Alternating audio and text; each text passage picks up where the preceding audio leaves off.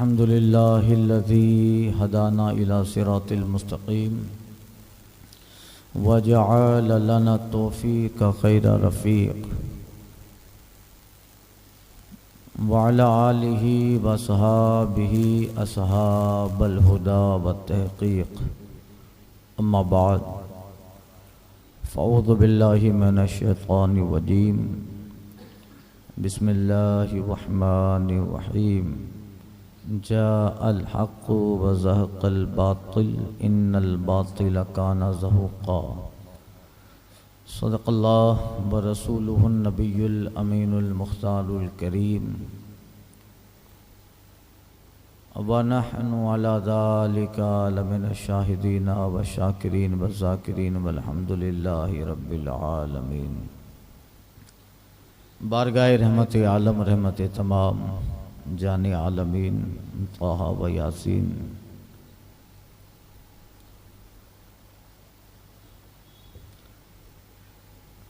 मरकज़ अक़ीदत ख़त्मी मरतबत मुस्तफ़ा जान रहमत शमअ बज़्म हिदायत हुज़ूर अहमद मुज्तबा मुहम्मद अनिल मुस्तफ़ा सल्लल्लाहु अलैहि वसल्लम में दुरूद मुक़द्दस का नज़राना मोहब्बत पेश करें। पढ़ें अल्लाहुम्मा व आलिहि व सहबिहि दाइमन अबदा। इमाम अहले सुन्नत आला हज़रत फ़ादिल बरेली अलैहि रहमत व रिज़वान फरमाते हैं, बेनिशानों का निशान मिटता नहीं, बेनिशानों का निशान मिटता नहीं, मिटते मिटते नाम हो ही जाएगा। ए रज़ा हर काम का एक वक्त है, दिल को भी आराम हो ही जाएगा।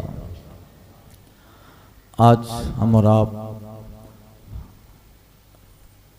उस ज़ाती गिरामी वाला मर्तबत की बारगाह क़ुद्स में ख़िराज मोहब्बत पेश करने के लिए इकट्ठा हैं, जिन्हें अहले गुजरात, शहनशाह गुजरात,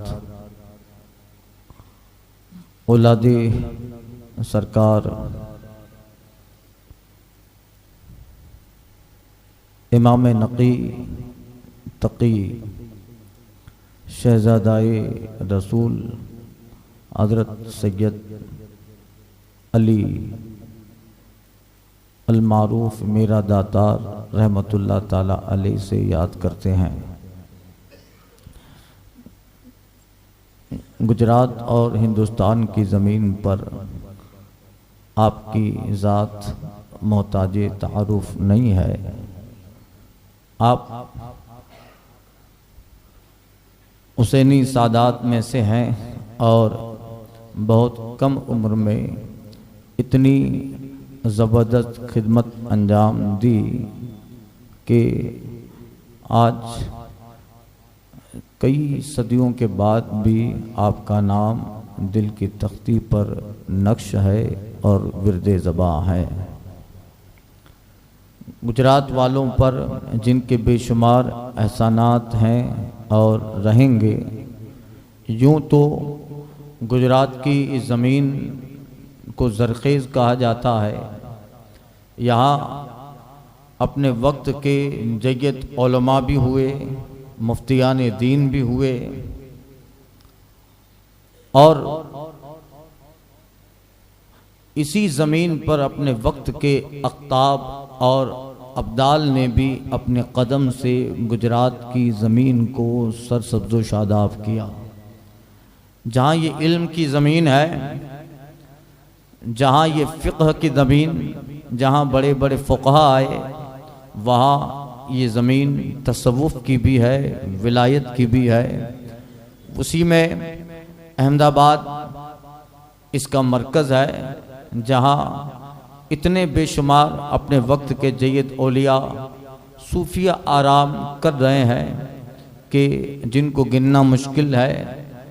शाही आलम उन्हीं में, कुतुब आलम उन्हीं में और हज़रत सैयदना ख्वाजा अब्दुस समद खुदानुमा उन्हीं में, सैयद ख्वाजा वजीहुद्दीन अलवी गुजराती मालिकी उन्हीं में, और करीब आइए तो हजरत सैयद दाऊद किरमानी उन्हीं में, निज़ामुद्दीन सिराजी उन्हीं में, हजरत शेख सैयद सालेह शिराजी उन्हीं में, और करीब आइए तो हजरत दादा जलाल शाह उन्हीं में, हजरत महबूब शाह उन्हीं में, और करीब आइए तो बिल्कुल करीब में हजरत गुलाम फारूक शाह नक्शबंदी उन्हीं में।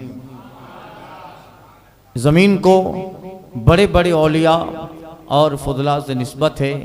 आज हम जिस ज़ात का जिक्र करेंगे वो हजरत सैयद अली सरकार की ज़ाती गिरामी है। आप का सिलसिला नसब रसूल पाक सल्लल्लाहु अलैहि वसल्लम से मुत्तसिल होता है।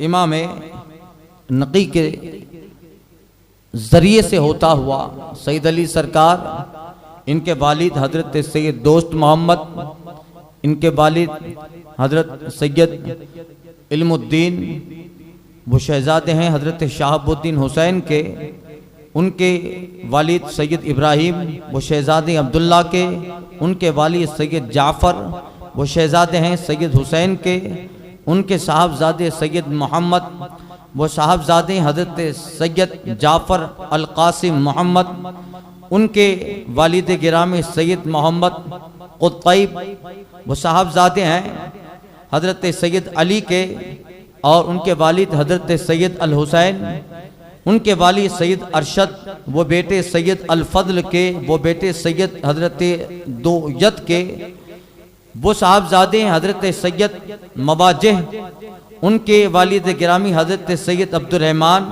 इनकी औलाद को मवाजिह कहते हैं। वो साहबजादे हजरत सैयद कासिम, उनकी औलाद को कवानीत कहते हैं। वो साहबजादे हजरत सैयद इदरीस, इनके वालिद जाफ़र मुर्तदा, इनके वालिद इमाम नकी साहबजादे हैं इमाम तकी के, ये साहबजादे इमाम मूसा रदा कादिम के, और ये साहबजादे इमाम जाफ़र सादिक के, इनके वालिद इमाम मोहम्मद बाकर, ये साहबजादे ज़ैनुल आबिदीन के, आपके वालिद शहीद करबला, और आप शहजादे हैं मौलन मुर्तज़ा के।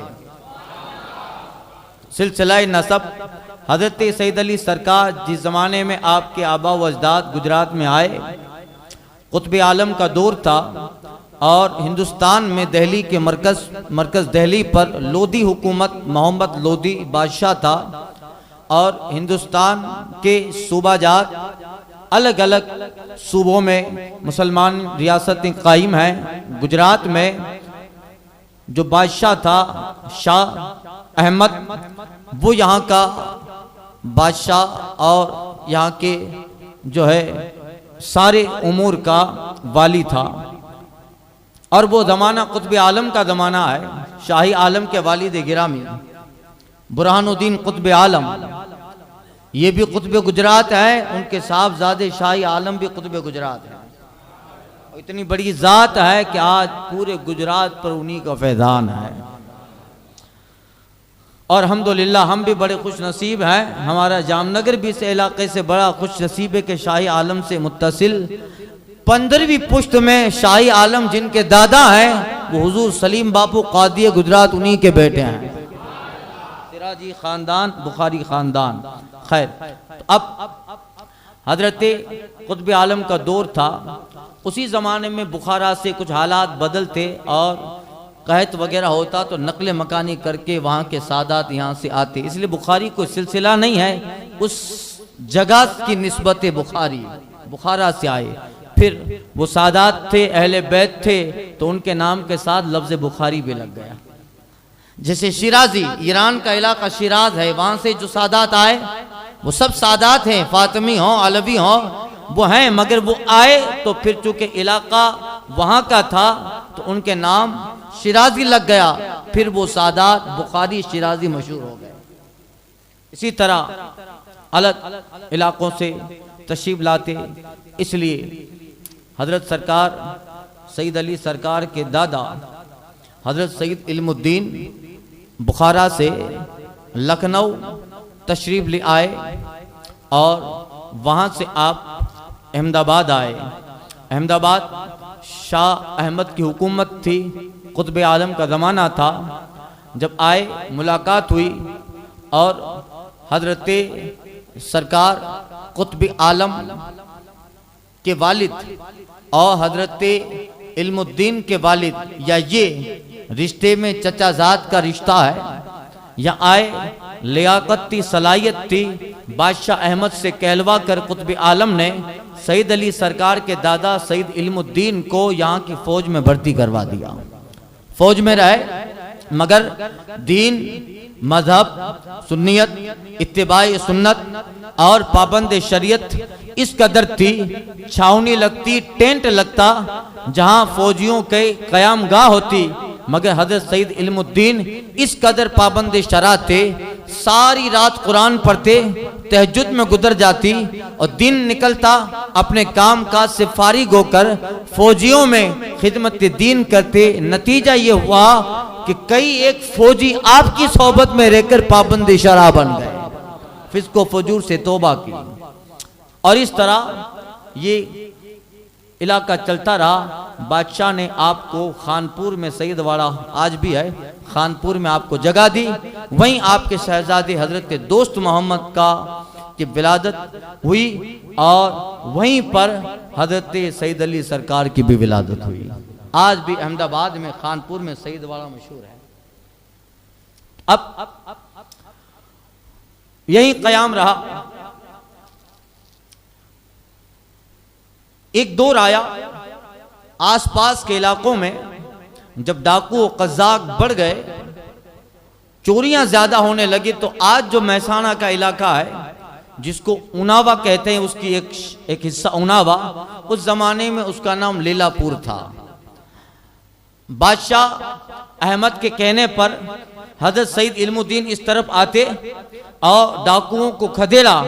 वो जमीन आपको लीलापुर की पसंद आई और आपने अपने घर वालों के लिए वहीं मकाना तामीर बनाए, उनाव में तामीर किए।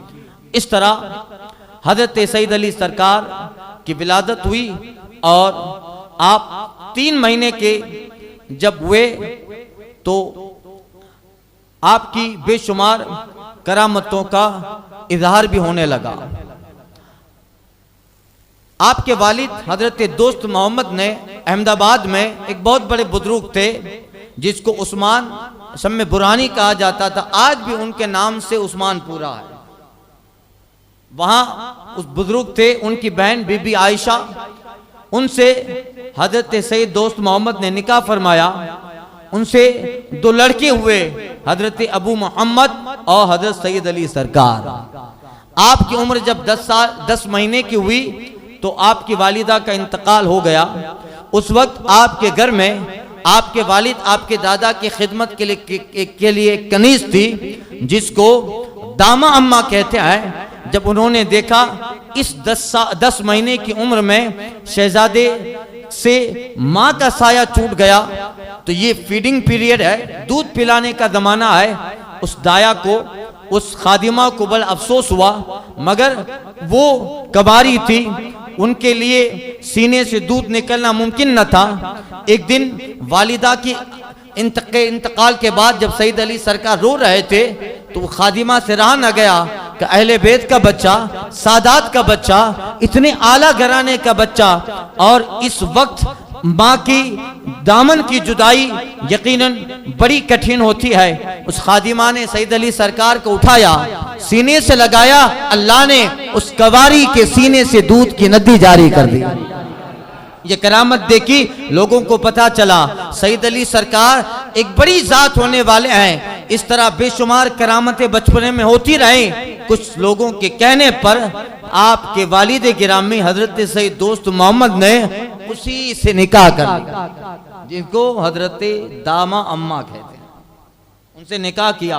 खैर, फिर ये सिलसिला चलता रहा और बेशुमार उसी घर में तालीम हुई, बेहतर घर, बेहतर फैमिली पाई। उसी दौरान कुछ वक्त गुजर गया और शाह अहमद का इंतकाल हुआ। उसकी गद्दी पर उसका जवान बेटा महमूद बेगड़ा बैठा। गुजरात का बादशाह, आज भी जाते हैं जामे मस्जिद की तरफ तो कब्र की ज़ियारत होती है। महमूद बेगड़ा वो बड़ा मुत्तकी था, परहेजगार था और अहलुल्लाह की सोबत को पसंद करने वाला, इल्म दोस्त, उलमा दोस्त, औलिया दोस्त था।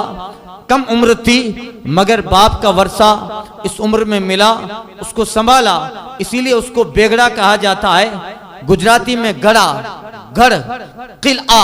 कम उम्र में इस कदर किले फतह किए, इस कदर किलों को उन्होंने फतह फरमाया कि फिर आपके नाम के साथ बेगड़ा लग गया, महमूद बेगड़ा।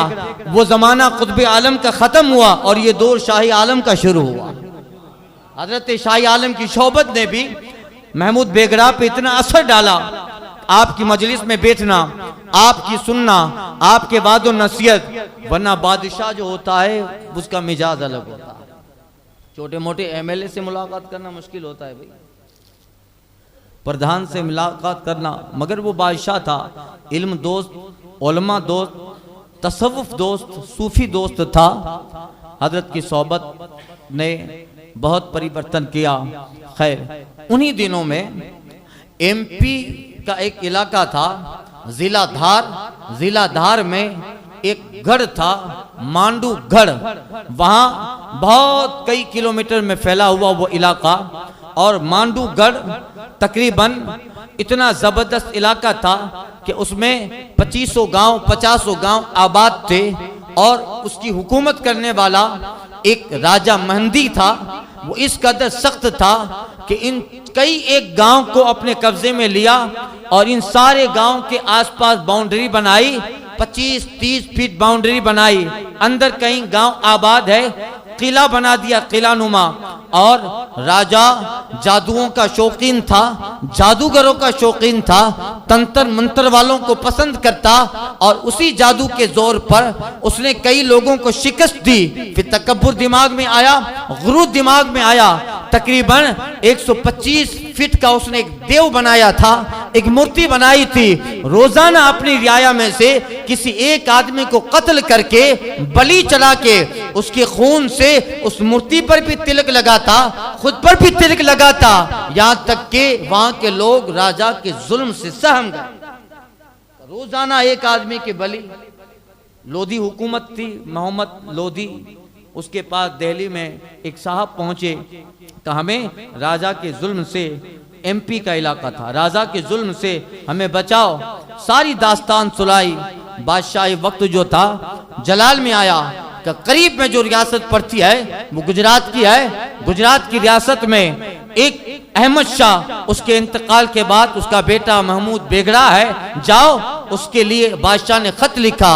खत में जिला धार और एमपी के उस मांडूगढ़ के सारे हालात लिखे, बादशाह के सारे जुल्म लिखे, जादू के जोर पे जो तंत्र मंत्र करता है सारी चीजें लिखी। और बादशाह ने महमूद बेगड़ा को ताकीद की कि जिस तरह हो फौरन फौज तैयार की जाए और उस बादशाह का किला कमा करके वहां के लोगों को अमन फराहम किया जाए, इसके जुल्म से नजात दिलाई जाए, और जितना हो सके इस काम को फौरी तौर पे अंजाम दिया जाए। अल्लाह अकबर। खत आया, महमूद बेगड़ा ने खत पढ़ा। हजरत सईद इल्मुद्दीन सईद अली सरकार के दादा से मशवरा किया। बात ये तय हुई कि ठीक है, बादशाह सलामत का हुक्म है, फौरन फौज भेजी जाए और किला का मुहासरा करे। सईद इल्मुद्दीन की क़यादत में, सईद अली सरकार के दादा की क़यादत में एमपी जिलादार मांडूगढ़ के लिए फौज भेजी गई। मगर किला कई गांव को शामिल था। आसपास चारों तरफ बड़ी बड़ी 18-20 फीट की तकरीबन दीवारें हैं। 1 साल के करीब गुजर गया मगर किला फतेह नहीं हुआ। अंदर जाने का रास्ता ही इस कदर खतरनाक था कि परेशान हो गए। और यहाँ महमूद बेगड़ा दुआएं करता है।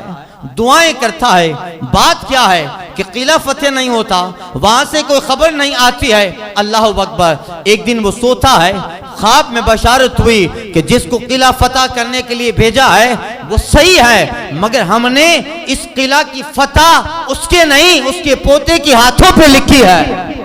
अल्लाह अकबर। ये कहना था। फौरन अपने ख्वाब से महमूद बेगड़ा ने सईद इल्मुद्दीन को आगाह किया और बुला लिया और कहा ठीक है, अपने शहजाद पोते को बुलाया जाए। फौरन खत भेजा, उस वक्त आपके सारे खानदान वाले उनावा में तशरीफ फरमाते, लीलापुर में पुराना नाम, वहीं तशरीफ फरमाते। और सईद अली सरकार के शादी की तैयारियां थी, निकाह की तैयार, खत जाता तो दामा अम्मा और आपके जो भाई थे मोहम्मद, वो खत को छुपा लेते कि भाई हजरत इतने वो जज्बाती हैं कि खत पहुंचते ही बादशाह का हुक्म है, दादा का हुक्म है, फौरन रवाना होंगे, पहले शादी हो जाए। मगर खत पहुंचने न दिया तो बादशाह परेशान हुआ। एक दिन जब कुछ जवाब नहीं आया यहाँ से, तो बादशाह ने कासिद भेजा, कहा सईद अली से मिल और उनके हाथों पे खत देना। वो सारा खत, उसका मजमून जो था इसी सारे वाकयात का, वो आया उनावा में, सईद अली सरकार से मिलता है। खत पढ़ा आपने, आपका जज्बा शहादत था, अल्लाह की राह में मिटने का एक जज्बा था, खुद भी पाबंद हैं और मुस्तफ़ा जाने रहमत की शरीयत की इत्तिबा के साथ साथ इस शरीयत के लिए, इस दीन के लिए खुद को वक्फ करने का जो जज्बा था, अपनी मिसाल आप था। कहते हैं खत पढ़ा, सामान तैयार करने लगे, अपने भाई से कहा, दामा अम्मा से कहा, इससे पहले खत आए आपने मुझे आगाह न किया। उन्होंने उज्र पेश किया, इरादा था कि निकाह हो जाए। कहा ठीक है, निकाह अपनी जगह पर, मगर दादा का खत है, बादशाह इस्लाम का खत है, मुझे जाना है। अल्लाह अकबर। 2-4 दिन में शादी की सारी तकरीबात थी, सबको छोड़ा और सरकार के सहाबी और सरकार के जानिसारों की सुन्नत अदा की। पहुंचे और एक महमूद बेगरा से मुलाकात की, 125 सवार लेकर हजरत सईद अली सरकार मांडूगढ़ पहुंचे। अल्लाह अकबर। वहां पहुंचने से पहले एक बहुत बड़ी नदी थी जिसको कोई पार नहीं कर सकता था। आपकी करामत देखिए, आपने या मोहम्मदी का नारा लगाया, आप अपने साथियों के साथ उस नदी पर घोड़े से ऐसे चलने लगे जैसे खुश्क जमीन पे चला करते हैं। अल्लाह अकबर। फिर उसके बाद किले की दीवारें आई, बड़ी बुलंद दीवारें हैं, अंदर जाना मुश्किल है, क्या किया जाए। हजरत सईद अली सरकार ने कुछ वज़ाइफ पढ़े, बिस्मिल्लाह शरीफ पढ़ी, और अब किले की तकरीबन 18-20 फीट ऊंची दीवारें हैं, कैसे फलांगे। कहते हैं आप अपने घोड़े समेत उस दीवार पे चढ़ने लगे और घोड़ा न हिल रहा है न डोल रहा है। आप चढ़ते चढ़ते इस तरह उस दीवार पे घोड़े से सवारी करके चढ़े हैं जैसे किसी जीने की छत की सीढ़ियां चढ़ी जा रही है। अंदर पहुंचे, नारा लगाया, आपके कुछ साथी अंदर पहुंचे और एक लश्कर पीछे हैं। आप अंदर जाकर सुरंग तलाश करते हैं, सुरंग मिल गई, सारे साथी अंदर दाखिल हो गए। जैसे ही अंदर दाखिल हुए, सुबह का वक्त था, आप फजर की नमाज पढ़ते हैं।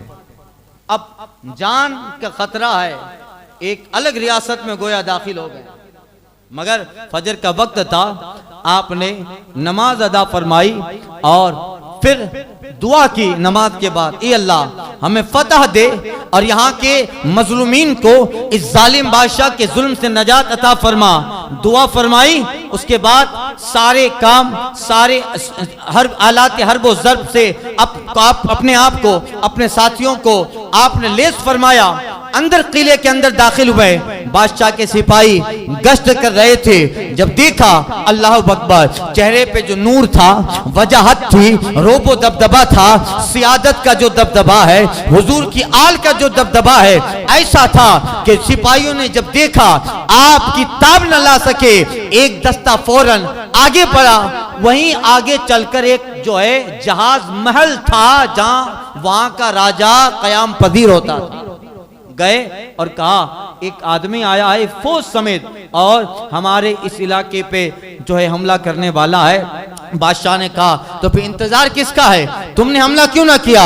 का उनके आने का जो अंदाज था, उनका रूप दबदबा था, हमें मुकाबला करने की ताकत नहीं। बादशाह कहता है फौरन जहां दूसरे जादूगर थे उनको बुलाओ, तांत्रिक को बुलाओ और मुकाबले के लिए भेजो, वो जादू दे, वो तंत्र मंत्र पढ़े। देखे आज तक मुझसे कोई फतह हासिल करके न गया और मेरा रोबो दबदबा हमेशा इस जगह पे कायम रहेगा। फौरन सिपाहियों की जरा खबर भिजवाई गई। जादूगरों की एक जमात आई। सैयद अली सरकार तब तक बिल्कुल किले के अंदर पहुंच गए। एक तरफ सिपाहियों का दस्ता, एक तरफ तंत्र मंत्र करने वाले, एक तरफ जादू व सहर करने वाले आगे आ रहे हैं, अपने कर्तव्य दिखाए। मगर अल्लाह अकबर, सैयद अली है, न जादू का वार असर करता है, न तंत्र मंत्र असर करता है। फूंक मारी, कई चीजें फेंकी गई। अल्लाह अकबर, गोया आप रहमानी हिसार में है, मुस्तफा के हिसार में है। वो इतना मजबूत हिसार था, जादुओं के सारे तंत्र मंत्र खत्म हो गए। सैयद अली सरकार इसी तरह घोड़े की पुष्ट पे सवार है।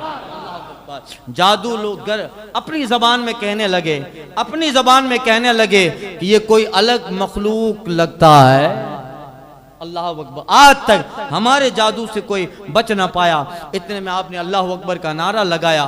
सारे सिपाही बिल्कुल कल्बों में पहुंचे और जहां बादशाह के सिपाही लश्कर हमरा राजा के सिपाही हमला करने आ रहे हैं, लड़े, मारा और आगे पहुंचते पहुंचते वो जहाज महल जहां बादशाह राजा महंदी कयाम करता था वहां पहुंचे। उसने जब सैयद अली सरकार को देखा, अल्लाह अकबर, आपके चेहरे का रूप, आपका दबदबा उसके दिल पे भी हैबत किया।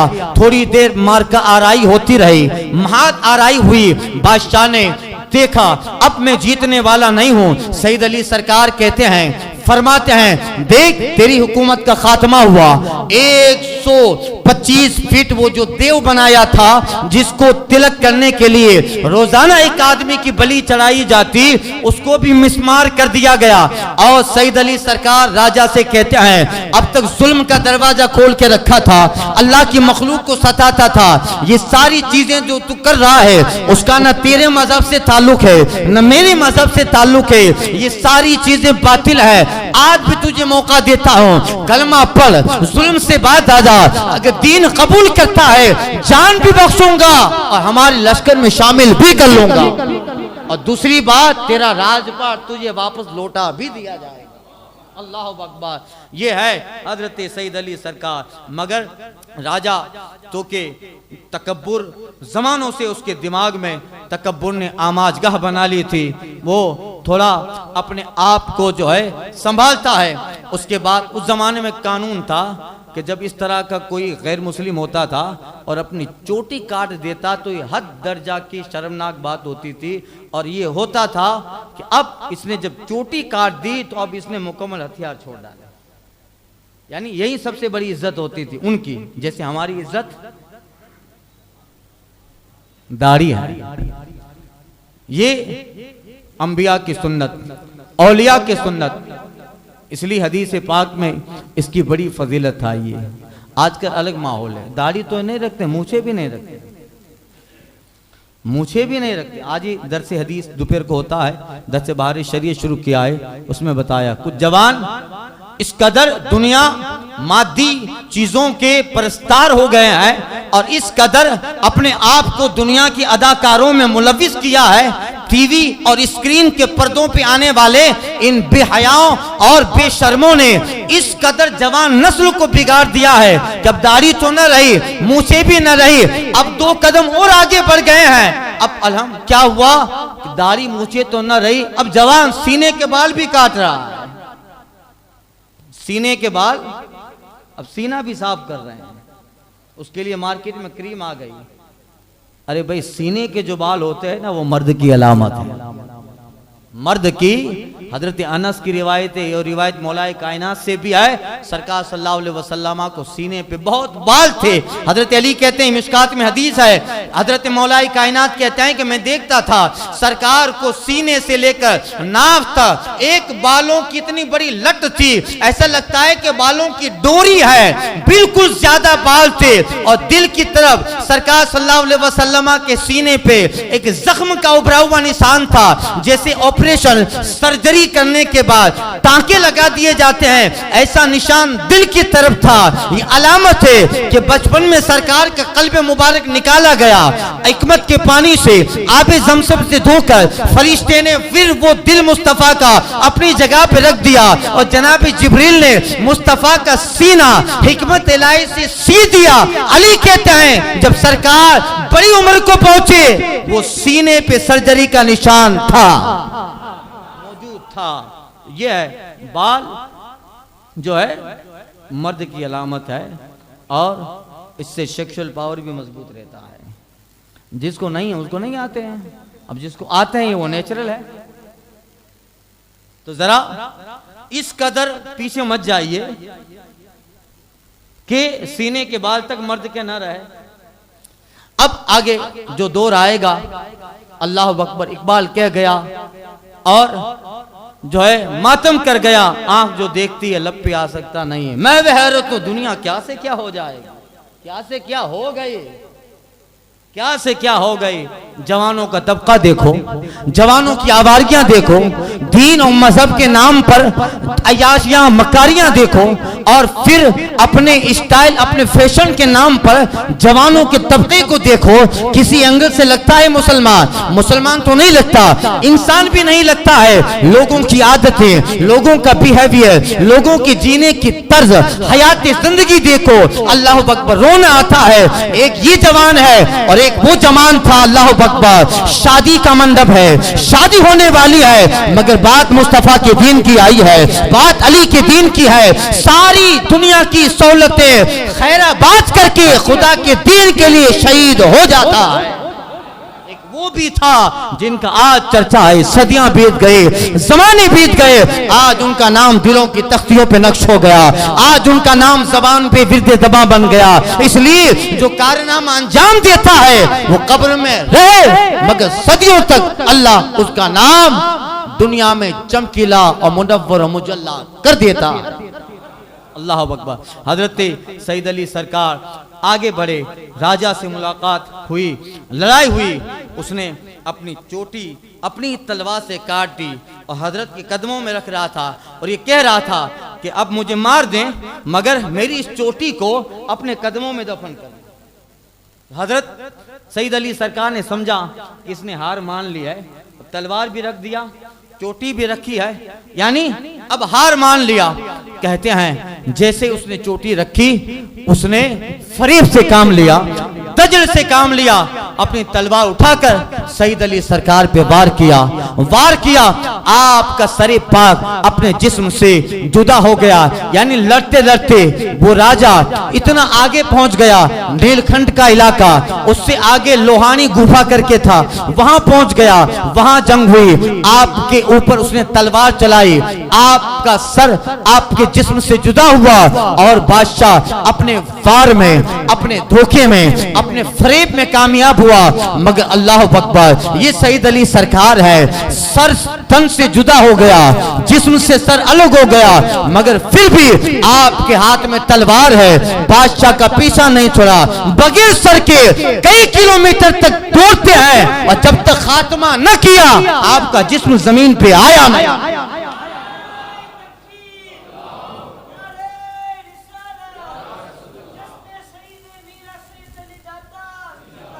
अल्लाह अकबर। फिर आपका जिस्म जब राजा को खत्म किया, जमीन पे तशरीफ लाया और जहां आपका जिस्म गिरा फौरी तौर पे वहां फूलों की कब्र बन गई। उसी वक्त आप ख्वाब में अपने दादा को बताते हैं और बताते हैं, फरमाते हैं अल्हम्दुलिल्लाह मांडवगढ़ का किला फतह हो गया, हमने इस्लाम के परचम फसीलों पे लहरा दिए, मोहम्मद अरबी की हुकूमत आ गई, राजा उसके लावो लश्कर उसके सारे जुल्म दबदबे का खात्मा हुआ, हमने फतह पा लिया है और अल्हम्दुलिल्लाह खुदा ने मुझे मकाम शहादत दिया। अकबर। यह है एक मोमिन की आरज़ू क्या होती है, एक मोमिन की इल्तिजा क्या है। इकबाल कहता है दो आलम से करती है बेगाना दिल को, अजब चीज है लज्जती आशनाई, शहादत है मतलूबो मकसूद मोमिन, न माले गनीमत न किश्वर कुशाई। अल्लाह अकबर। आपने ख्वाब में बशारत दी और फिर आपके दादा हजरत सईद इल्मुद्दीन ये बात महमूद बेगड़ा को बताते हैं। वहां से चले इलाके में आए, अल्लाह अकबर, जहां आपको बताया गया वहां पहुंचे हैं जहां सईद अली सरकार का जिस्म गिरा था। क्या देखते हैं, वहां पानी का चश्मा निकल आया है और कब्र बिल्कुल फूलों की तरह तैयार हो गई है। अल्लाह अकबर। फिर आपके दादा, आपके घर वालों ने आपके जिस्म को वहां से उठाया और बताया ख्वाब में कि मेरे साथ, ख्वाब में अपने दादा को बताया था कि फुला जगह राजा की चोटी है, उसको भी वहीं मेरे पास दफन करना। जब सईद अली सरकार ऊना से निकले थे, निकलते निकलते एक तालाब के करीब, जहां आप आज आपका मजार है, वहां एक तालाब था उस जमाने में। निकलते वक्त इस तालाब के पास आए थे, वुदू किया था, मिसवाक किया था और मिसवाक उसी तरह गाड़ दी थी और आप फरमाते दिल में इरादा था, ए अल्लाह, अगर मुझे इस राह में शहादत मिले, इस जिहाद में शहादत मिले, तो मैं पसंद करता हूं कि मेरी आखिरी आराम का इधर ही हो। अल्लाह अकबर। आपके दादा वहां पहुंचे, आपके जिस्म को, सारा जो लश्कर बचा था उनको लिया, जो जख्मी थे उनको लिया, आपके जिस्म को लिया। आपका घोड़ा था लाल, उसको लिया और पहुंचे और टुकड़ियों में बट गए लश्कर। जहां आज सरकार सईद अली सरकार का मज़ार है, जब वो घोड़ा वहां पे पहुंचा, आपके जिस्म के साथ घोड़ा रुक गया। बहुत मन्नत समाजत की, आगे ना हुआ। यहां तक कि कुछ लोगों ने बताया हजरत यहां से निकलते वक्त वुजू फरमाया था। दादा को कश्फ से मालूम हुआ कि आखिरी आरामगाह यहीं बनाना चाहते हैं और यहीं पर सईद अली सरकार ने आखिरी आरामगाह बनाई। पास में उस राजा की चोटी को दफन किया, इज्जत के लिए नहीं, सईद अली की करामत बताने के लिए, वाक़ये की तरफ इशारा करने के लिए, आपके इस करामत के इजहार के लिए। आज भी करीब में वो चोटी दफन है और सईद अली सरकार की बारगाह। जमाने गुजर गए, सदियां बीत गए, 898 का वाक़या है हिजरी का। इतने जमाने के बाद भी रोजाना आपकी बारगाह से करामतों का ज़ुहूर है, आपकी बारगाह से कश्फ का ज़ुहूर है। जादू हो, आसेब हो, बलाए हो, इस तरह की रूहानी कोई भी परेशानी हो, आपकी बारगाह में जाने वाला जाता है। ख्वाब में बशारतें मिलती है, इशारा मिलता है और बेशुमार लाखों के करीब ऐसे मरीज है जिसका इलाज दुनिया के तबीबों ने छोड़ा था। सैयद अली की निगाह करम हुई और इलाज कारगर होता गया। बेशुमार करामतें। 1935 में हजरत के बारगाह में आने वाला एक हिंदू था, देवीलाल मारवाड़ी। मारवाड़ का होगा, राजस्थान का। देवीलाल मारवाड़ी, औलाद नहीं थी, औलाद मांगा, हजरत ने औलाद भी अता फरमाई। 4 साल का जब बच्चा हुआ तो उसके बच्चे के गले में कुछ गांठ हो गई। देवीलाल मारवाड़ी, उसने अपने बच्चे का नाम भी किशन लाल रखा। उसके गले में अहमदाबाद गया, सिविल हॉस्पिटल में इलाज करवाया, इलाज कारगर साबित न हुआ। उस जमाने का एक हकीम था, उससे इलाज करवाया, कारगर साबित न हुआ। यहां तक के वो उसका जो बच्चा है, सैयद अली सरकार ऊनावा में ही उस देवीलाल मारवाड़ी के बच्चे का इंतकाल हो गया और वहीं उसको दफनाया भी गया। अब मियाँ बीवी थे, परेशान हो गए। जमानों के बाद औलाद मिली, औलाद इंतकाल कर गई, परेशान रहने लगे। हाजिरी देते सरकार की बारगाह में, फिर अपने असली वतन अहमदाबाद में आ गए। अहमदाबाद में बेटे की औलाद की जुदाई ने इतना सदमा दिया, दोनों मियाँ बीवी कमरे में कमरा बंद करके रोते रहते। गम होता, जुदाई बेटे की इस कदर थी। जमानों के बाद औलाद मिली और इस बीमारी में इंतकाल कर गए। एक दिन ऐसा हुआ, कुछ दिन गुजर गए, उसकी बीवी देवलाल मारवाड़ी की बाजार कोई सौदा खरीदने गई और एक ही कमरा था। उस कमरे में ये देवीलाल मारवाड़ी बैठा था, कमरा अंदर से बंद था। क्या देखा, रोते रोते उसकी आंखें जो हैं बिल्कुल जख्मी जैसी लगने लगी है। आंखों को पहुंचकर थोड़ा उसने देखा तो कमरा तो अंदर से बंद है, मगर अपने सामने छोटे लड़के को देखा। अल्लाह अकबर। छोटा लड़का बड़ा खूबसूरत था, वो घबरा गया कि कौन हो तुम, ये कुछ कहता। इतनी देर में छोटे लड़के ने कहा, रो मत, अहमदाबाद के फुला स्टेशन पे चला जा, फुला नंबर के प्लेटफॉर्म पे जा, तेरा लड़का वही मिल जाएगा। इतना कह कर वो लड़का गायब हो गया। देवीलाल मारवाड़ी सोचने लगा, अंदर से दरवाजा बंद है, आया कहां से, गया कहां से। गौर फिक्र में पड़ गया, सोचो विचार में पड़ गया। अल्लाह अकबर। जो भी रास्ता था अहमदाबाद का, एक ट्रेन ली, दूसरी उस जगह पर पहुंचा। पहुंचकर अल्लाह अकबर उसने देखा इसी जगह का लोकेशन बताया है।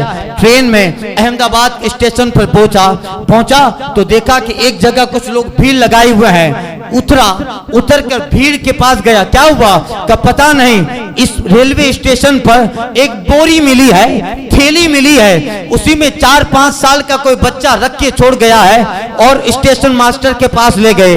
भीड़ वहां गई, ये देवीलाल मारवाड़ी वहां गया, का मुझे देखना है। जब बोरी खोलता है तो उसका बेटा है।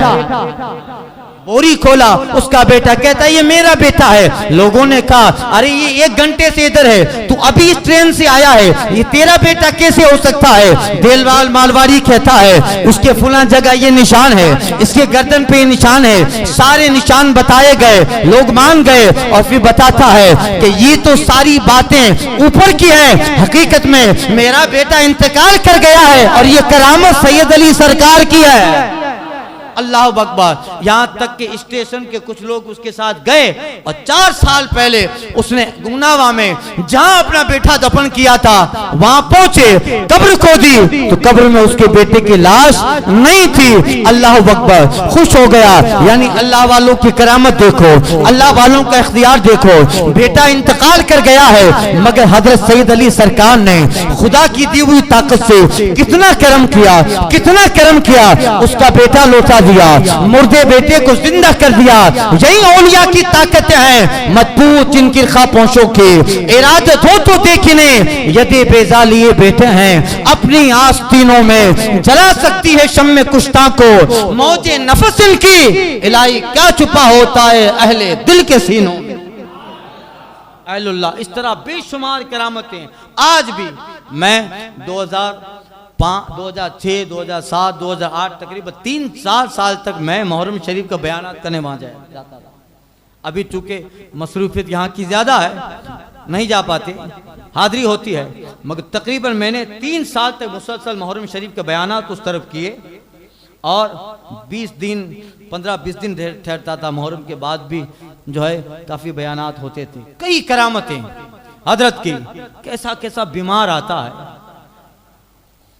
1975 में 1975 में एक अबू बकर भावड़ा करके एक इंसान था अहमदाबाद में, उसकी आंखें चली गई।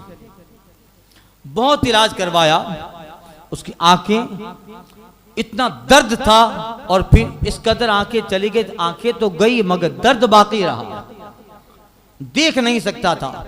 इलाज करवाए, इलाज कारगर साबित न हुआ। यहां तक कि किसी ने बताया सईद अली सरकार के बारगाह में जा, कुछ दिन रह, हो सके इस बुजुर्ग की करम निगाह, इनके निगाही करम हो जाए, इनकी अता हो जाए, तेरा बेरा पार, मरता क्या ना करता। इस हालत में तो जो भी मशवरा देता है कबूल कर ही लिया जाता। वो गया सईद अली सरकार की बारगाह में आया, 3-4 दिन, 1 हफ्ता रहा, सलामी में हाजिरी देता रहा और हजरत की बारगाह में बैठता और आखिर में कहता, हजरत जब तक आंखें नहीं दोगे तेरा दरबार नहीं छोड़ूंगा। कुछ लोग जिद्दी होते हैं, वो जिद में भी बुजुर्गों का प्यार होता है। अब हम लोग कहें कि अब हम लेके ही जाएंगे और दिल में थोड़ा सा शक भी हो गया, पता नहीं देंगे कि नहीं देंगे। ये मेरे साथ में एक दोस्त थे, एक जगह का वाकया है, जहाज का कुछ काम था, इनका जहाज डूब गया, जहाज डूबा और कई सामान, और इस टाइम पे उसने जहाज निकाला था कि उस जहाज का गोया गवर्नमेंट अलाउडेशन नहीं था, अब डूब गया तो कुछ मिलेगा भी नहीं, उसकी सारी पूंजी उसने लगा दी थी, जहाज डूबा। वेराउल में एक मज़ार है, हजरत ख्वाजा अबुल हसन इराकी रहमतुल्लाह ताला अलैह,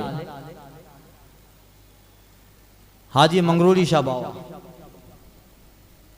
अल्लाह, वहां गया, दरगाह पे बैठा और बैठ के कहते हजरत मेरा जो सरमाया था उसमें लगा दिया था, अब वो डूब गया है, अब तो घर भी गिरवी है, जायदादें भी हैं, कुछ नहीं, अगर वो जहाज नहीं आया तो मैं तो रोड पे आ जाऊंगा, अब मैं नहीं जाऊंगा जब तक अच्छी खबर न मिले, तुम्हारे दर से नहीं जाना है। दोपहर को आया था, एक रात हो गई, उसी रात पूरी रात दरबार में रहा, दूसरे दिन सवेरा हुआ, दोपहर होती है, खबर आ गई, जहाज की खबर गलत थी, तुम्हारा जहाज सलामती के साथ बंदरगाह पे आ गया।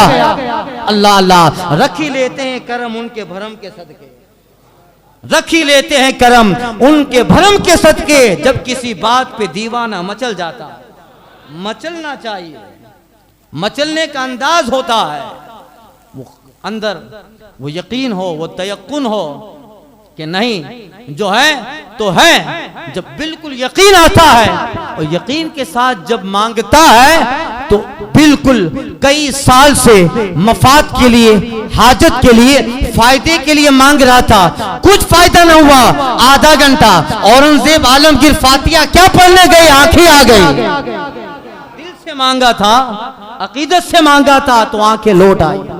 रखी लेते हैं भरम उनके करम के सदके, जब किसी बात पे दीवाने मचल जाते हैं। अल्लाह अकबर। हजरत सईद अली सरकार की बारगाह में बैठ गया, हजरत जब तक आंखें नहीं मिलेगी जाना नहीं है, और अपने बीवी बच्चों को बताया भी नहीं कि इधर आ गया है। अबू बकर बावड़ा करके से मशहूर था, बीवी बच्चे घर पे परेशान। एक हफ्ता हो गया, जब एक हफ्ता हो गया और कहीं से कुछ जो है दुआएं कर रहा है, घर वाले परेशान हैं, आखिर गए तो कहाँ गए, आंखों से माजूर है, और ये सईद अली सरकार की बारगाह में आ गए। एक हफ्ता 10 दिन गुजरते हैं, ख्वाब आया रात को, सईद अली सरकार की चौखट में सोया है, ख्वाब देखता है। ख्वाब क्या देखा, सईद अली सरकार आ रहे हैं, उसके आंखों पे पट्टी बांध रहे हैं, उसकी आंखों पे पट्टी बांध रहे हैं। उसके बाद सईद अली सरकार ने दम किया और पट्टी खोली। जैसे ही सईद अली सरकार पट्टी खोल रहे हैं, उतने में फजर की अजान हुई। अजान हुई, आंख खुली, क्या देखा, पट्टी बांधी हुई है, पट्टी को मुकम्मल निकाला, सामने सईद अली का दरबार है। अल्लाह अल्लाह, रखी लेते हैं करम उनके भरम के सदके, जब किसी बात पे दीवाने मचल जाते। अल्लाह, ऐसे बेशुमार वाकया, यहाँ ये वाकया हो रहा है, और रात को सईद अली सरकार उसके घर पे उसकी बीवी को बता रहा है, क्यों ढूंढती है, तेरा शौहर हमारे पास से ले, हमने आंखें भी दी हैं, बीमार आया था, तंदुरुस्त, हाथ पकड़ के ले जा। यह है अल्लाह वालों की शान, यह है बुजुर्गों की शान। ऐसे बेशुमार वाकयात सईद अली सरकार के आप पढ़ेंगे, कई करामतें, हजारों करामतें हैं जो इस बात की दलील है कि ये आकाई करीम सल्लल्लाहु अलैहि वसल्लम के वो वारिस हैं, वो नाइब हैं, कि अल्लाह ताला ने मुस्तफ़ा जान रहमत के सदके इन्हें ये ताकती अता फरमाई है। आज भी गम है तो मर्ज का की शिफा इनकी बारगाह में, दर्द का दरमा यहाँ मिलता है, और परेशानियों से हल इन्हीं की बारगाह में है। इसीलिए कहा था, न हो आराम जिस बीमार को सारे जमाने से, न हो आराम जिस बीमार को सारे जमाने से, उठा जाए थोड़ी सी खाक इनके आस्ताने, सबा वो चले के बाग फले, वो फूल खिले के दिन हो भले, लेवा के तले सना में खुले, रजा की ज़बां तुम्हारे।